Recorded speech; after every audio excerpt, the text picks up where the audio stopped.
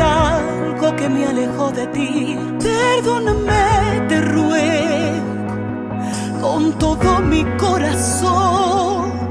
Si he hecho algo que no dejaba oír tu voz, no me sueltes ni un momento, no me sueltes, no puedo vivir sin ti.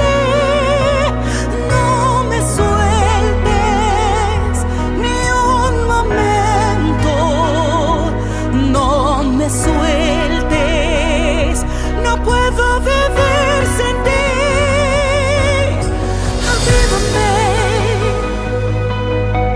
avívame, avívame.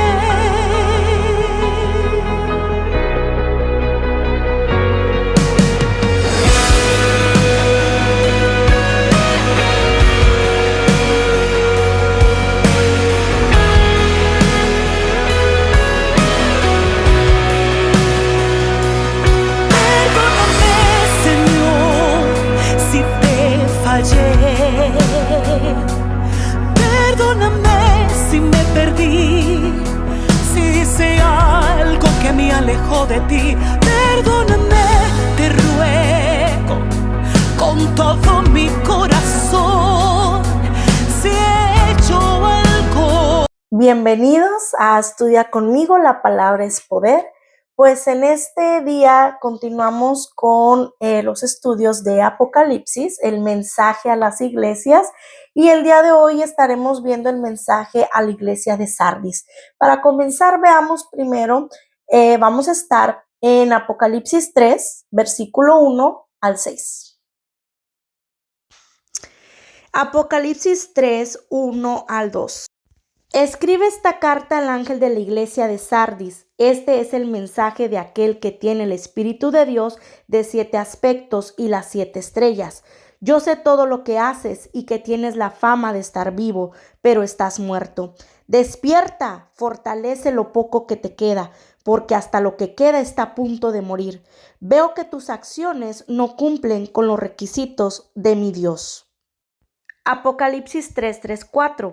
Vuelve a lo que escuchaste y creíste al principio y reténlo con firmeza. Arrepiéntete y regresa a mí. Si no despiertas, vendré a ti de repente, cuando menos lo esperes, como lo hace un ladrón. Sin embargo, hay algunos en la iglesia de Sardis que no se han manchado la ropa con maldad. Ellos caminarán conmigo vestidos de blanco, porque son dignos. Apocalipsis 3, 5, 6. Todos los que salgan vencedores serán vestidos de blanco. Nunca borraré sus nombres del libro de la vida, sino que anunciaré delante de mi Padre y de sus ángeles que ellos me pertenecen. Todo el que tenga oídos para oír debe escuchar al Espíritu y entender lo que él dice a las iglesias. Sardis se encontraba a 25 millas al sureste de Tiatira. Esta era una ciudad muy próspera. Fue el primer lugar donde se acuñó la primera moneda. Tenía industria textil, allí se inventó el arte de teñir. En Sardis había un templo enorme dedicado a Cibeles, una diosa pagana del lugar, también conocida como Artemisa. Sardis fue la capital del reino de Lidia hasta que Roma los conquistó. En el año 17 a.C. la ciudad fue destruida por un terremoto. Luego fue reconstruida por el emperador Tiberio, pero ya nunca recuperó su gloria pasada. En el tiempo en que Juan escribió esta carta de Apocalipsis, la ciudad de Sardis estaba en decadencia. Y en decadencia hablamos físicamente, materialmente y también espiritualmente. La iglesia de Sardis se estableció a consecuencia de un avivamiento, del avivamiento espiritual que comenzó en Éfeso y se extendió por toda Asia Menor, y ahí fue cuando se estableció la iglesia de Sardis. Vamos a ver en Hechos 19, del 10 al 11. Hechos 19 del 10 al 11. Esto continuó los siguientes 2 años, de modo que gente de toda provincia de Asia, tanto judíos como griegos, oyó la palabra del Señor. Dios le dio a Pablo el poder para realizar milagros excepcionales. En un tiempo, esta iglesia vivió un avivamiento. Por lo que vemos, vivió un avivamiento, pero ya no siguieron avanzando. Sabemos que cuando un agua, ¿verdad?, no corre, se queda como en un pozo y no corre el agua, ¿qué pasa? Pues se estanca, ¿verdad? Una planta que no crece, al poco tiempo, pues se termina muriendo. Y esto le pasó a Sardis. Se quedaron, Sardis, la iglesia de Sardis, se quedó viviendo en el pasado, sin sembrar para el futuro. O sea, ya no hubo movimiento, ya no siguieron avanzando, ya no siguieron sembrando para el futuro. Vamos a ver Apocalipsis, versículo 1. Escribe esta carta al ángel de la iglesia de Sardis. Este es el mensaje de aquel que tiene el Espíritu de Dios de 7 aspectos y las 7 estrellas. Yo sé todo lo que haces y que tienes la fama de estar vivo, pero estás muerto. El diccionario define la palabra cadáver como un cuerpo muerto, ¿verdad? Un cuerpo que ya no es útil, que ya no puede llevar a cabo nada, ya no puede hacer nada. Y esta iglesia, dice el Señor, que estaba muerta y que ya no podía producir nada ni ser útil. A los ojos del mundo, la iglesia de Sardis estaba viva, pero espiritualmente estaba muerta. ¿Cuál es el remedio para un muerto? Veamos Ezequiel 37 del 1 al 5. Ezequiel 37, 1, 2. El Señor puso su mano sobre mí y fui llevado por el Espíritu del Señor hasta un valle que estaba lleno de huesos. El Señor me condujo por entre los huesos y que cubrían el fondo del valle. Estaban desparramados en el suelo por todas partes y completamente secos. Ezequiel 37, 3, 4. Luego me preguntó, hijo de hombre, ¿podrán estos huesos volver a convertirse en personas vivas? Oh Señor soberano, respondí, solo tú sabes la respuesta. Entonces me dijo, anuncia un mensaje profético a estos huesos y diles, huesos secos, escuchen la palabra del Señor. Ezequiel 37, 5. Esto dice el Señor soberano. Atención, pondré aliento dentro de ustedes y haré que vuelvan a vivir. La iglesia de Sardis necesitaba el viento del Espíritu Santo. Por esta razón, Jesús se revela a la iglesia de Sardis en el mensaje de Apocalipsis como el que tiene los 7 espíritus de Dios y las 7 estrellas. Si usted recuerda las demás enseñanzas de los mensajes de la iglesia, de las iglesias de Apocalipsis, al principio de cada mensaje está una descripción del Señor Jesucristo, pero cada una tiene diferentes descripciones. El Señor usa diferentes descripciones de sí mismo dependiendo de la situación que estaba sucediendo en cada iglesia. En este caso, en la iglesia de Sardis, Él se presenta como el que tiene los 7 espíritus de Dios y las 7 estrellas. La revelación de Jesús da de sí mismo a la iglesia de lo que ellos estaban necesitando. La iglesia de Sardis necesitaba la manifestación del Espíritu Santo. necesitaba el viento del Espíritu Santo, porque era una iglesia que aparentemente la podíamos ver viva porque estaban ahí, pero en realidad no había presencia de Dios en ellos. Los 7 espíritus de Dios nos hablan desde Apocalipsis 1. Vemos el versículo 4. Dice: yo, Juan, les escribo esta carta a las 7 iglesias que están en la provincia de Asia. Gracia y paz a ustedes de aquel que es, que siempre era y que aún está por venir, y del Espíritu de 7 aspectos que está delante de su trono y de Jesucristo. ¿Verdad? Entonces vemos también en Isaías 11:2. Veámoslo. Y el Espíritu del Señor reposará sobre él, el Espíritu de sabiduría y de entendimiento, el Espíritu de consejo y de poder, el Espíritu de conocimiento y de temor del Señor. Ok. Vemos ahí que el Señor menciona en Isaías 11:2 los 7, digámoslo así, 7 manifestaciones o 7 espíritus de él.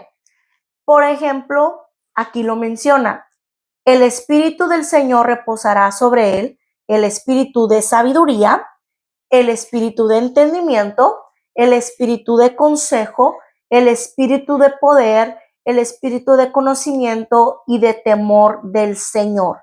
¿Verdad? Dice: él se deleitará en obedecer al Señor, no juzgará por las apariencias ni tomará decisiones basadas en rumores. Entonces vemos ahí que son los 7 aspectos, los que menciona en Apocalipsis 1 y en Apocalipsis 3, son los 7 aspectos del Espíritu de Dios. Son sabiduría, el Espíritu Santo, sabiduría, entendimiento, consejo, poder, conocimiento, temor, etc. Entonces, en su visión, Juan vio el trono de Dios, delante del cual estaban los 7 espíritus de Dios. En forma simbólica, estos están representados también en el candelabro del hebreo, que se le llama la menorá, que son 7 brazos, que se encuentra en el lugar santísimo del tabernáculo. En Éxodo 25, ahí lo podemos ver, y déjenme les digo en qué versículo exacto, porque no en todo el 25.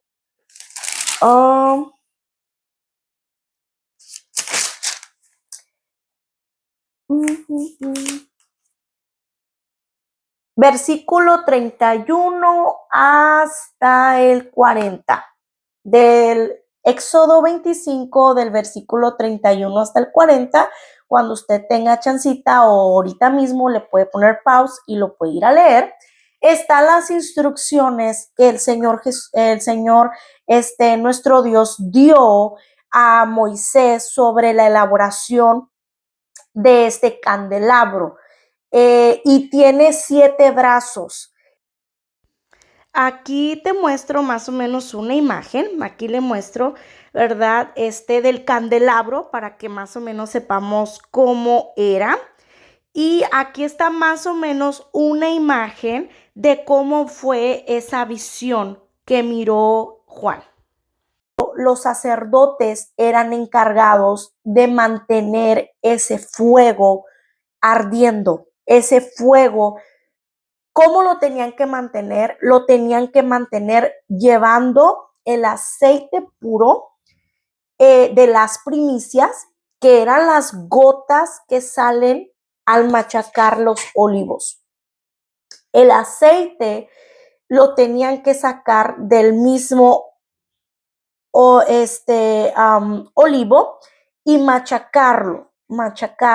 Y de ahí salía el aceite, y tenían que estar llevando ese aceite puro para seguir mantener ese fuego en ese candelabro. Vamos a leer Levítico 24, 2 al 4, y Éxodo 27:20. Levítico 24, 2 al 4. Ordena al pueblo de Israel que traiga aceite puro de olivas prensadas para el alumbrado y así mantener las lámparas continuamente encendidas. Las lámparas del candelabro que está en el tabernáculo frente a la cortina interior que protege el arca del pacto. Aarón deberá mantener las lámparas encendidas en la presencia del Señor toda la noche. Esta es una ley perpetua para el pueblo que se cumplirá de generación en generación. Aarón y los sacerdotes se ocuparán de las lámparas que están en el candelabro de oro puro, a fin de que ardan continuamente en la presencia del Señor. Éxodo 27:20. Ordénale al pueblo de Israel que te traiga aceite puro de olivas prensadas para la iluminación, a fin de mantener las lámparas siempre encendidas. Esto del aceite es un tema muy interesante, porque también el aceite y la oliva machacada también nos habla y nos muestra sobre la unción. Muchos decimos, yo quiero ser usado, quiero que Dios me use, quiero que Dios me dé el don de sanidad, quiero que Dios me dé el don para predicar, quiero que Dios me use de esta manera, de la otra manera. Y Dios te usa, pero también hay un tema que casi no se habla mucho y es la unción. O sea, Dios da esa unción para poder llevar a cabo ese cierto tipo de tareas, llamados que el Señor da. La unción es algo muy picky, porque para que la unción llegue a producirse, llegue a ser más bien no producida, vertida en la persona, que Dios te llene de su aceite de la unción. ¿Qué es la unción? Es el poder de Dios, es su Espíritu Santo, es su presencia, es Él mismo, su poder. Y porque recordemos, es el Espíritu Santo quien hace todo a través de la persona. Una persona como nosotros, humano, no es imposible para ella sanar, es imposible para ella dar una palabra profética, es imposible poder tener conocimiento y dar la palabra a las personas, es imposible para una persona hacer cualquier cosa que Dios nos llame a hacer. Necesitamos la unción. Como para cantar, todos podemos cantar, cualquiera puede cantar, pero aquellos que cantan y que a través de su alabanza se rompen cadenas, se pudren yugos, se sanan enfermos, como David. David, si se acuerdan, David tenía la unción y David fue ungido por el profeta y fue ungido por el Espíritu Santo. Y David tocaba el arpa, cualquiera podía ir a tocar el arpa, pero solo cuando David tocaba el arpa, el rey se sentía con paz, se iban los tormentos que él sentía, que él estaba pasando. Entonces es lo mismo, cualquiera puede adquirir conocimiento y dar la palabra, pero no cualquiera llega al corazón y sana a través de la palabra que lanza, o liberta a través de la palabra que lanza, porque no es la persona, es la unción que hay en esa persona, es el Espíritu Santo que hay en esa persona. Iglesias pueden haber muchas iglesias, pero lo que marca la diferencia en una iglesia es cuando la presencia de Dios está. Y todos queremos unción, todos queremos presencia de Dios, pero para ser usado como queremos ser usados y mostrar la gloria y el poder de Dios, tenemos que ser como la oliva, machacada, triturada, para que salga ese aceite. Entonces, es un tema, ese es otro tema, pero es un tema muy interesante también y muy extenso también, porque tiene muchas ramas. Pero ahorita te lo comento porque es interesante cómo aquí lo muestra en Levítico 24, 2 al 4, Éxodo 27, 20, que nos habla de la presencia de Dios. Ellos tenían que mantener el fuego encendido en la menorá. Y ahorita te la voy a mostrar, ahí te la muestro. Tenían que mantener el fuego encendido. No podían dejar que se apagara. Constantemente tenían que machacarse esas olivas, sacar el aceite y llevarlas ahí, a los foquitos, a los candeleros. De la misma manera, Dios envía sobre su iglesia el fuego del Espíritu Santo. Pero nosotros somos los encargados de mantener ese fuego, esa llama viva.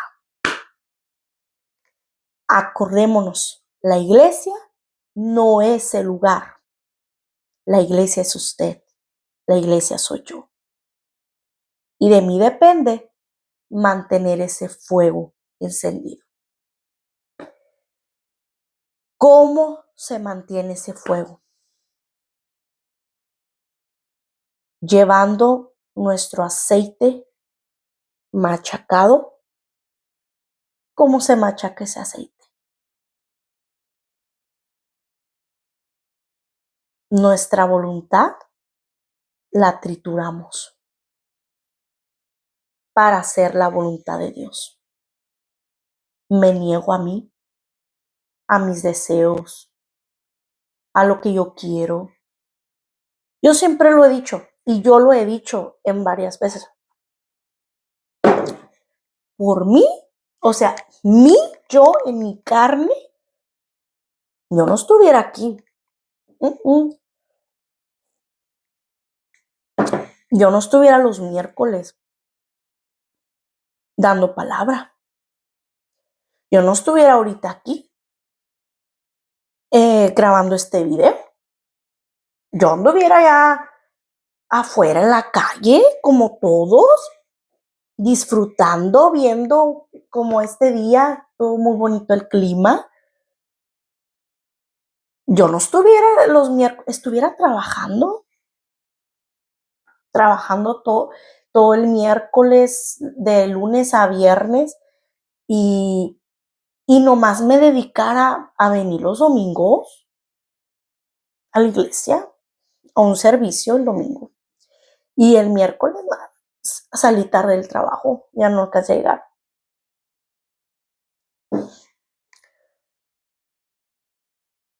Cuando se me levanta el enemigo, yo a veces, y yo le he llegado a decir a Dios, ya no voy a hablar. Yo he llegado a decirle así a Dios, ya no voy a hablar, ya no voy a hablar, ya mejor me voy a quedar callada y aquí me quedo y ya no digo nada. Es más, yo le he dicho así a Dios, me voy a ir desafanando. Le he dicho a Dios, me voy a ir desafanando poco a poco de los cargos que tengo y me voy a ir desafanando poco a poco y poco a poquito y ya no voy a hablar tu palabra, porque más hablo y más se me ponen las cosas difíciles. Y Dios viene y me dice, no puedes dejar de hablar, porque no eres tú, soy yo. Y esa es mi machacada. No hago lo que yo quiero.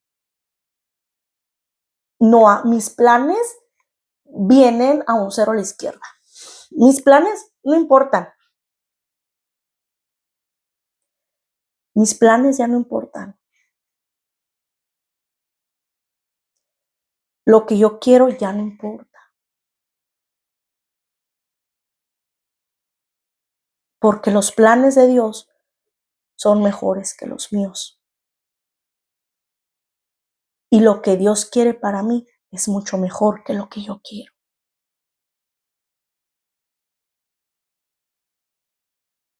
Y no llega a ser uno perfecto. No. Perfecto nadie. Perfecto solo Él. Pero te esfuerzas por buscarlo. Aún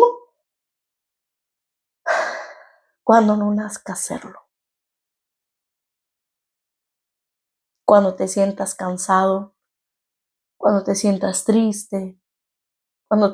Cuando se levante en contra. Aún en esos momentos te esfuerzas. Y vas a la iglesia así, machacado, apaleado, con todo el problemón encima. Así vas. Te sientas bien o te sientas mal, pero vas. Eso es machacarte. Y eso te ayuda a mantener la llama encendida. En los evangelios leemos que Jesús nos dejó el Espíritu Santo para guiarnos mientras Él estuviera ausente en cuerpo. Y esto fue lo que falló la iglesia de Sardis. Luego del avivamiento, no mantuvieron la llama del Espíritu de Dios y se volvieron religiosos, todo mecánicamente, como cualquier religión. Voy, me siento, me levanto, leo la Biblia, los cantos, vuelvo a leer la Biblia, otra vez me siento, escucho, salgo, me voy y se me olvidó. Ni me acordé que hablaron. Así. Empezaron a hacer todo como que, ya vine, ya cumplí, ya me voy. Y se volvió una religión. Con nombre de que viven, pero estaban muertos. Habla de las 7 estrellas en Apocalipsis 1:20.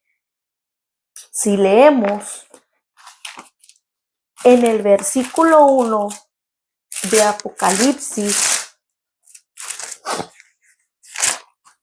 el versículo 20, dice, este es el significado del misterio de las 7 estrellas que viste en mi mano derecha y de los 7 candelabros de oro. Las 7 estrellas son los ángeles de las 7 iglesias y los 7 candelabros son las 7 iglesias. Las 7 estrellas representan a los 7 mensajeros de las 7 iglesias. En la antigüedad, las estrellas eran utilizadas como un medio para ser guiado en una dirección correcta. O sea, en aquellos tiempos no había GPS, lo que hoy conocemos como el GPS. No existían todavía las brújulas, que esas que para poder guiarte hacia qué dirección, norte, sur, este, oeste, el este, no existía. Entonces, ellos se guiaban en aquellos tiempos por las estrellas. Por eso, Dios utiliza mucho también la estrella como un símbolo de guianza. De la misma manera, los ángeles son los mensajeros representados por las estrellas. Traen mensajes del cielo que dan dirección a los creyentes. Por eso aquí en Apocalipsis 3, el versículo 1 dice: escribe esta carta al ángel de la iglesia de Sardis. Este es el mensaje de aquel que tiene el Espíritu de Dios de 7 aspectos y las 7 estrellas, ¿verdad? O sea, estaba en los 7 aspectos que ya vimos cuáles eran, ¿verdad? De Dios, y así estaba. Al otro lado de él estaban las 7 estrellas, que las 7 estrellas representan a los 7 mensajeros, los 7 ángeles de Dios, como lo dice aquí en Apocalipsis 1, 20, el versículo 20. Leámoslo ahí en la pantalla. Este es el significado del misterio de las 7 estrellas que viste en mi mano derecha y de los 7 candelabros de oro. Las 7 estrellas son los ángeles de las 7 iglesias y los 7 candelabros son las 7 iglesias. El llamado que el Señor le da a esta iglesia es el siguiente. Veamos en Apocalipsis 3, en los versículos 2 al 3. Dice: despierta, fortalece lo poco que te queda, porque hasta lo que queda está a punto de morir. Veo que tus acciones no cumplen con los requisitos de mi Dios. Vuelve a lo que escuchaste y creíste al principio y reténlo con firmeza. Arrepiéntete y regresa a mí. Si no despiertas, vendré a ti de repente cuando menos lo esperes, como lo hace un ladrón. Les habla de despertar. Lo primero que les dice es: iglesia, despierta. El mensaje para esta iglesia es que despierte. Era una iglesia que estaba, como dicen, dormida en sus laureles, ¿verdad? Una iglesia que se había vuelto solamente una religión más. Una iglesia que no estaba trabajando, que no estaba sembrando, que no estaba haciendo nada. Constantemente la iglesia del Señor tiene que estar sembrando. Tiene que estar sembrando. Hay un tiempo, como todo, tiempo para todo. Tiempo para sembrar, tiempo para regar y tiempo para cosechar. Si se deja hacer una de las 3 cosas, pues ahí ya estamos mal. Se empieza a estancar la iglesia, no crece, y también se empieza a ir muriendo poco a poco. Entran en un adormecimiento, que el adormecimiento tipifica religión, ¿verdad? Simplemente la iglesia ahí está y ahí está la gente, pero no hay gloria, no hay presencia de Dios, no hay Espíritu Santo, no hay nada. Entonces, aquí también les dice que afirmen lo que queda. Les dice, porque hasta lo que queda está a punto de morir. Dice: fortalece lo poco que te queda, porque hasta lo que queda está a punto de morir. O sea, que no todo era malo en esta iglesia. Todavía había algunas cositas, algunas buenas obras que estaban haciendo o que habían hecho, pero aún eso dice que poco les quedaba y que estaban también a punto de perderlo. O sea, había cositas buenas en ellos que estaban haciendo, que eran, no las menciona aquí, pero sí dice que aún eso poquito que les quedaba, pues también, si no lo fortalecían, pues iba a desaparecer también. También les dice acordarse de lo que habían recibido y oírlo y guardarlo. Dice el versículo 3:3, vuelve a lo que escuchaste y creíste al principio y reténlo con firmeza, ¿verdad? Esta iglesia vemos que no era de principiantes, No eran principiantes ni tampoco ignorantes. Ellos sabían muy bien todo, sabían muy bien la doctrina, sabían muy bien las enseñanzas, la palabra, pero lamentablemente todo había quedado en teoría. Lo que habían recibido lo habían descuidado o menospreciado. Es como yo le puedo decir a usted, le voy a explicar qué pasaba en Sardis.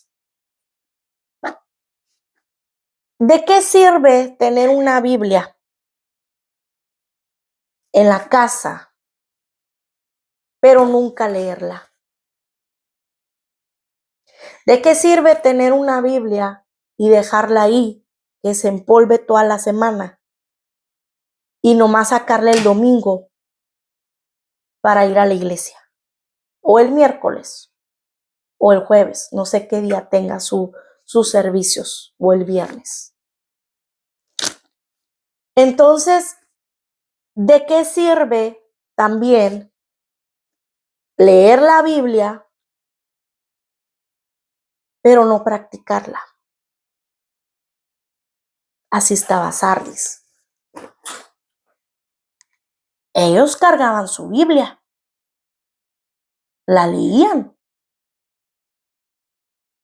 pero salían y durante el diario vivir o en la casa no lo practicaban.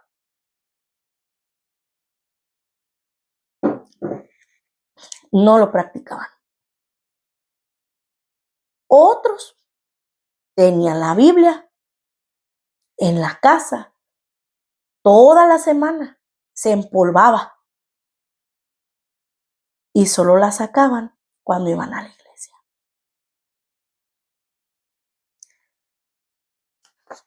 Eso es no valorar ni retenerlos lo que se recibe. Y es lo mismo. ¿De qué sirve escuchar, escuchar y escuchar, pero no oír? Porque escuchar puedes escuchar, pero no poner atención y no retenerla y no practicarla en tu diario vivir. Yo lo mencioné la semana pasada en el video de la mente, el primer estudio de la mente que tuvimos, que en el caminar de Dios no todo es teoría, no todo es hermeláutica, apologística y que teología y teoría, conocimiento. El evangelio no es conocimiento. El evangelio es practicar lo que se aprende. El caminar con Dios es practicar la palabra. Y así, y eso fue una de las cosas que también hizo que esta Sardis terminará siendo una iglesia muerta. Porque no atesoraron lo que recibieron. Pero el Señor les da chance de arrepentirse. Les dice, vuelve a lo que escuchaste y creíste al principio y reténlo con firmeza. Arrepiéntete y regresa a mí. Qué fuerte. Arrepentimiento en hebreo es techubá, que significa regreso. Y pudiéramos decir, regreso, ¿cómo que regresar? Pues si ahí estaban, sí, estaban ahí, en la iglesia, sirviendo, tal vez en todos los servicios, estaban, pero no estaban. Estaban en cuerpo ante los ojos de los demás, pero en realidad sus corazones estaban lejos de Dios. Sus pensamientos no tenían nada que ver con Él. Como dice la palabra, de labios me honras, pero pues solo de labios. Pero tu corazón está lejos de mí.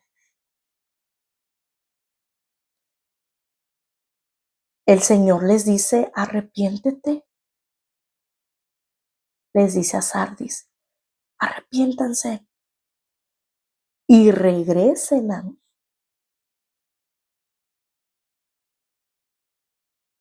Arrepentirse es reconocer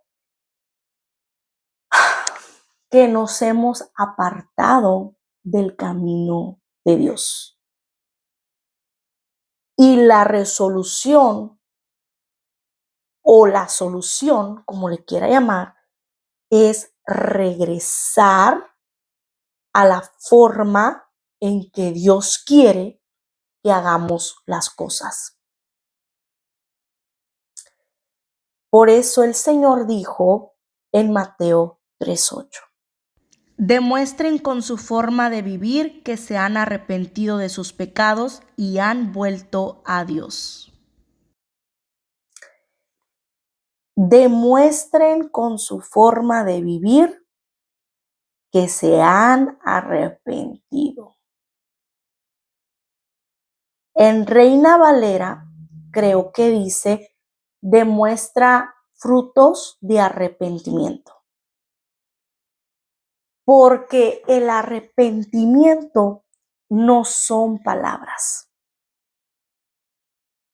El arrepentimiento no es solo ir y decirle, Señor, perdóname por esto, por lo otro, perdóname, ya no lo voy a hacer, y echarte tu lloradita, tu moqueadita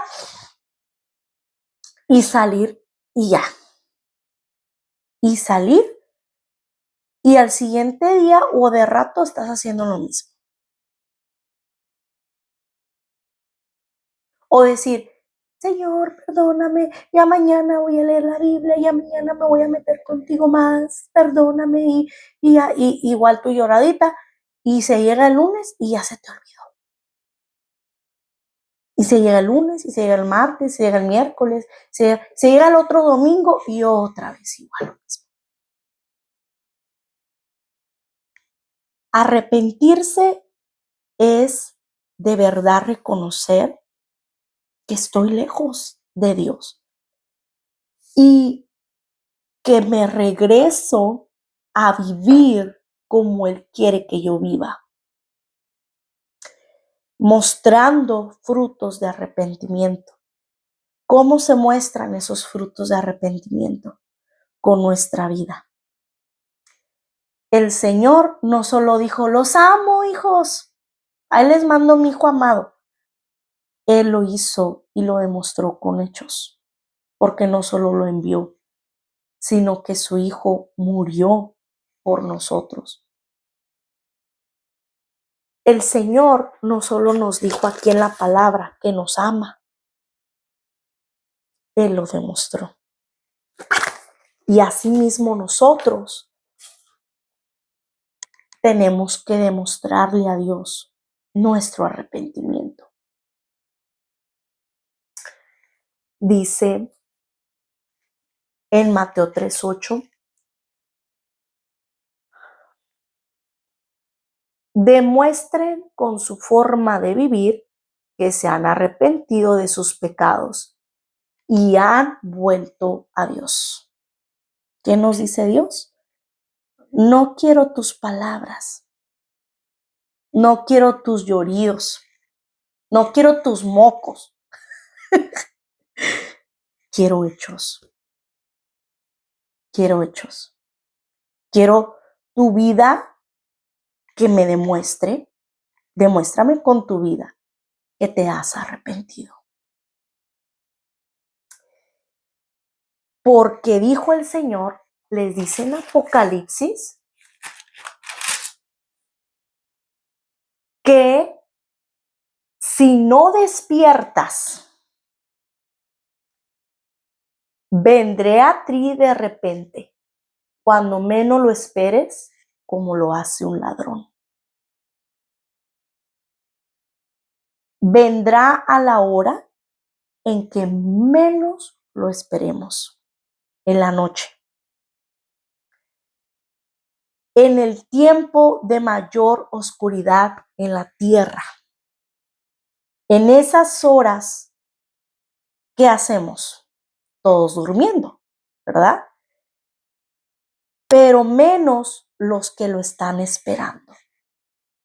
Los que lo esperan están despiertos, están listos, están preparados, están con su lámpara encendida. Los creyentes esperamos a Jesús, pero no conocemos los tiempos. Los tiempos solo los conoce Dios, ni el Señor Jesucristo lo conoce. Él dijo que solamente su Padre.